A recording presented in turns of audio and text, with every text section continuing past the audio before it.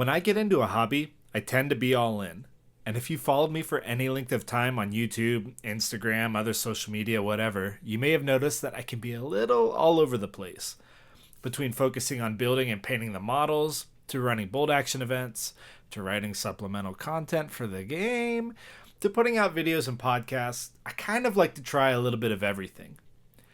And it just so happens that a big part of the everything that makes up the bold action experience is competitive play. Almost all of my competitive bold action play has come from fielding my Romanian army. And when the Case Blue campaign supplement was announced with new units and national characteristics for my chosen force, I was really excited to see what would be offered to this often overlooked minor nation. So, let's discuss Romania, Case Blue, and answer one of mankind's most fundamental questions. Is it competitive?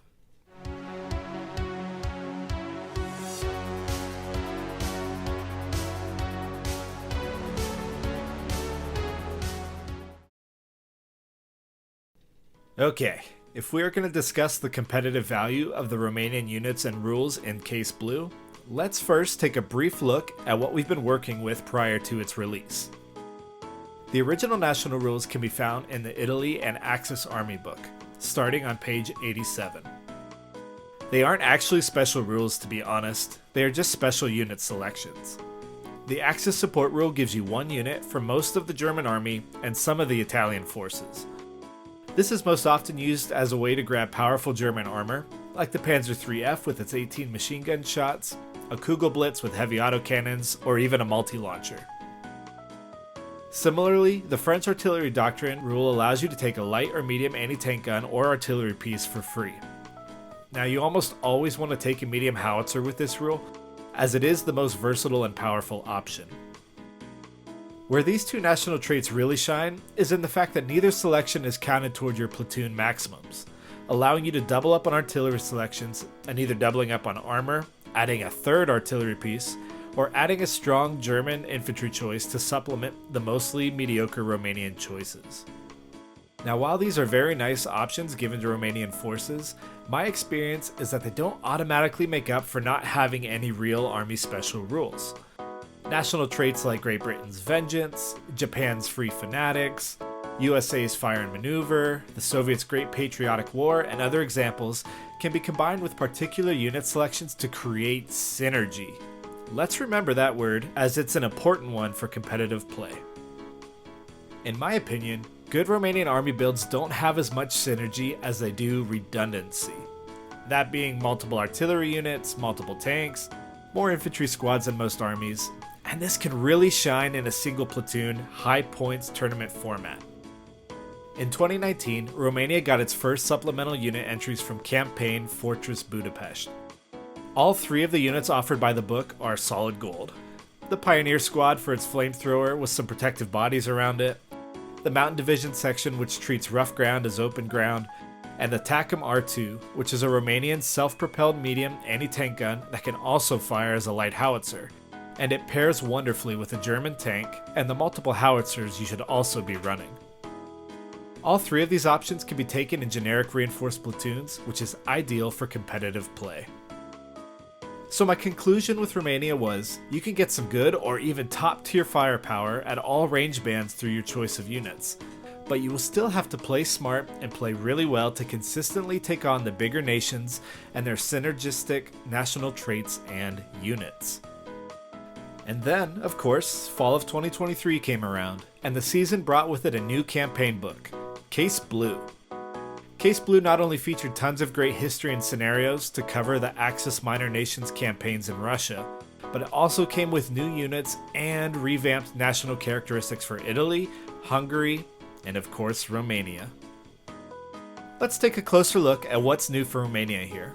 Starting with the new units, they now have access to a forward air observer, which is a bit too hit or miss for most competitive players, a cavalry section, which is nearly the same as the entry in the original army list, except for some small arms options, and losing the Panzerfaust option. A flamethrower team, which is nice to have, but isn't as vital with the Pioneer Squad being an option. And a motorbike recon section that pays 5 points per man for motorcycles, which ends up being an expensive option for getting troops around the battlefield. On the more interesting side of unit selections, there are two that caught my eye. The first is a mortar section, which starts at 4 men with a light mortar. My initial thought was having 1 or 2 of these added to a list that already featured lots of high explosives, increasing the killing power even more. There are a couple drawbacks with this squad. A light mortar is 20 points, which is quite expensive, but I feel like you need 2 or 3 of them in a section like the Japanese Grenadiers. Having 1 or 2 more shots when looking for 6s is a huge benefit. The other drawback is the lack of Panzerfaust, which is fitting for the period the book is set in, but is hard for myself to do without. I wish the book had given them the option to take them outside of the theater selectors and time periods covered by Case Blue. The second unit that originally looked tasty is the Tank Hunters team. It's a 2-man veteran team with an SMG, a pistol, and anti-tank grenades. That doesn't sound super exciting on its own, but the unit does get 2 special rules that are super fun. The first is smoke grenades, which means they surprise charge from 9 inches instead of 6 inches, and tough tank hunters, which gives them double attacks when assaulting tanks. This seemed like a great unit at first, but I have to be honest, somehow I got it in my head that these guys forward deployed, and I even played them that way for a few games. In the 4 games that I used them, they only managed to assault a vehicle 1 time, and even then they whiffed on their rolls. Once I learned that they did not forward deploy, they became much less exciting. I don't know why they can't forward deploy like their Soviet and Japanese counterparts, and they are really missing out on not gaining access to a Panzerfaust. They occupy the anti-tank slot, and most competitive players wouldn't even consider the only other option in that slot, which is a Panzerschreck. So they could be used as a moderately cheap order dice / small team to hold a back objective or try and disrupt enemy lines. So if the units aren't terribly exciting as far as competitive play goes, what about those new national rules? This is where we are going to get into the bulk of our discussion and where my opinion will be decided on if Romania is more likely to do well in tournaments with Case Blue. Starting from the top, we have Improvised AT. This gives you rerolls for all attempts to penetrate armored vehicles with anti-tank grenades and weapons with a pen value less than +3. This would be an enticing rule if you could take many weapons with pen value less than +3. As it stands, you have a couple different infantry options that can take anti-tank grenades, but they are an expensive upgrade for what they do at 2 points per model. Your entire infantry unit needs to assault the tank, while a Panzerfaust on the other hand can be split-fired, allowing the rest of the models in the squad to fire at other targets. Romania does not have access to anti-tank rifles for some reason, nor HMGs, except the R1 in the armored car slot, but oh my god, do not take one to the Las Vegas Open or the internet will go nuts. So those are out. And when it comes to autocannons, this could have been a really nice rule, but sadly the best you will do is 2 autocannons max. A single stationary light autocannon in the artillery slot, and if you're even allowed to use theater selectors or on an event that allows it, a German STKFZ 222. What vehicles are and aren't available to Romania per the Italy and Axis book is very contested, as the language isn't super clear. Medium and light mortars would also benefit, but are more often than not fired at stationary artillery and infantry targets, not armor. You don't really want your anti-armor assets banking on 6s to hit. Next up, we have Lead from the Front. With this rule, Romanian officers upgrade their morale bonus by 1 when within 12 inches of an enemy unit. This is pretty situational, and I found trying to force my lieutenant into a position to benefit from this bonus usually meant he would end up being killed. And more importantly, his order dice would no longer be in the bag. The third new national trait is Flank Attack. This one is also interesting, allowing Mountain Division, Cavalry, and motorized troops to outflank 1 turn sooner than normal. I was pretty excited about this as I already have and use mountain troops in my army, and I've been trying to work out a role for cavalry in my Romanian force. But unfortunately, the rule runs into 2 issues. The first, if the mission you are playing doesn't allow outflank, you lose a national trait. The second, if you want to outflank with mountain troops or motorized infantry, you can't put them in transports. I wonder if the original intent was for the units to be able to use transports, especially the motorized sections, because that's pretty much what they are, but per the wording of the rule, the bonus does not apply to trucks that these infantry ideally would be mounted in. Foot slogging outflankers are often too far out of position and too slow to get where they need to be without getting shot up on the way in. Cavalry, of course, are fast, but they can't charge on horseback and are pretty vulnerable. The ideal situation would be an objective or two in rough ground near a table side, and the mountain troops outflanking, ignoring the rough ground and running to the objective.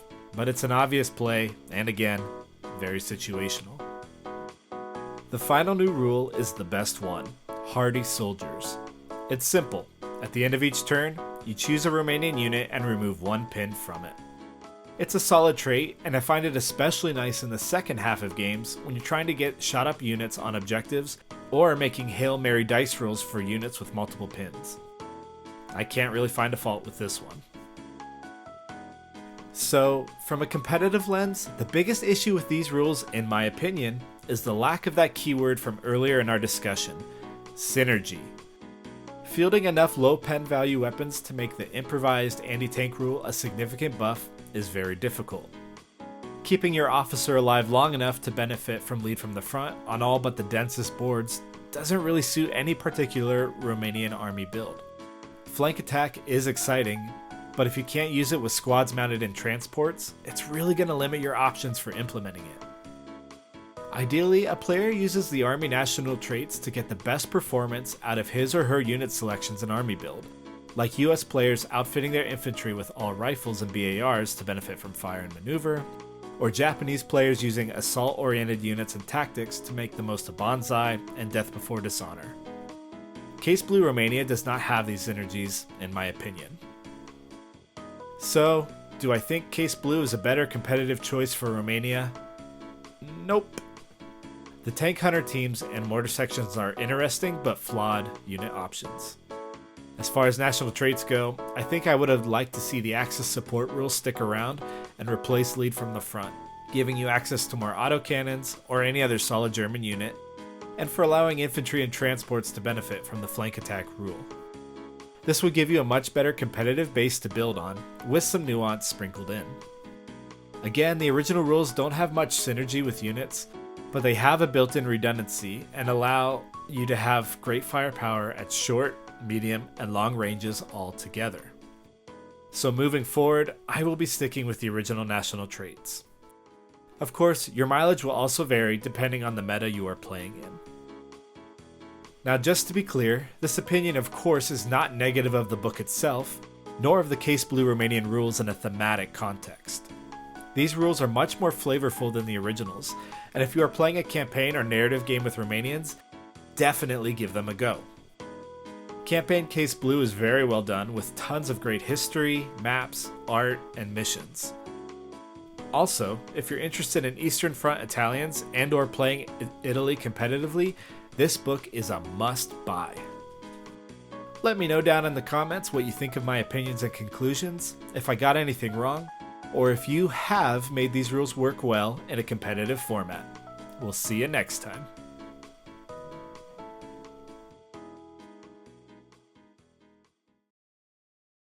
Hey, what's up guys? This is Post-Production Jordan.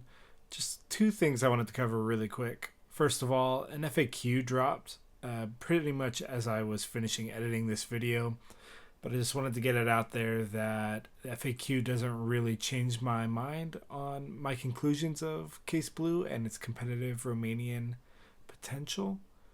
Also, I'm sorry for the read I did for the script for this video. I think I tried to do it really fast and it's just kind of not great. Maybe many of you won't pick up on that, but I certainly did in editing, and I apologize, and I'll try to do better. Thank you.